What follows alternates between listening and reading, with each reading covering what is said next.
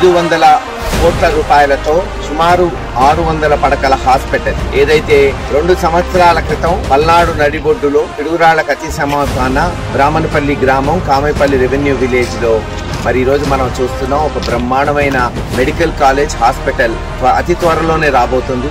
దాన్ని పురస్కరించుకొని మొట్టమొదటి ఫస్ట్ ఫేజ్ 100 పడకల హాస్పిటల్ బహుశా వారం 10 రోజుల్లో ప్రారంభించబోతున్నాం. ప్రారంభించిన నెల రోజుల్లో దానికి కావాల్సిన పరికరాలు, దానికి కావాల్సిన యంత్రాంగం, స్టాఫ్ ను కూడా మెడికల్ డిపార్ట్మెంట్ వాళ్ళు అలాట్ చేస్తారు. బహుశా మే మాసం కల్లా హాస్పిటల్ మరి ప్రజలకు అందుబాటులోకి వస్తుంది.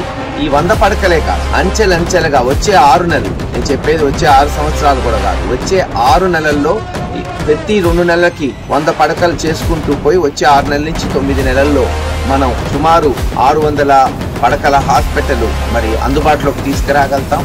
అలాగే 2025 సంవత్సరం బహుశా జూన్ జూలై కల్లా కాలేజ్ కూడా పూర్తయి అడ్మిషన్స్ 100 అడ్మిషన్స్ MBBS అడ్మిషన్స్ ని ఈ ఒక ఆవరణలోనే ప్రవేశపెట్టచ్చు.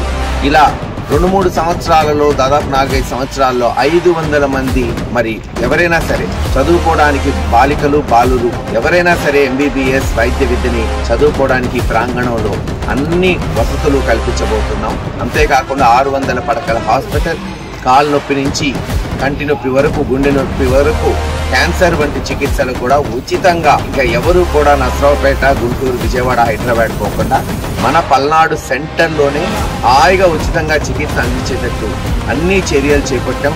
మరి ఇంత బ్రహ్మాండమైన ప్రాజెక్టు 2 సంవత్సరాల్లోనే ఇంత త్వరగా నిర్మిస్తున్నందుకు మెగా ఇంజనీరింగ్ వారికి, అలాగే మెడికల్ డిపార్ట్మెంట్ వాళ్ళకి అందరికీ కూడా పేరు పేరున ధన్యవాదాలు.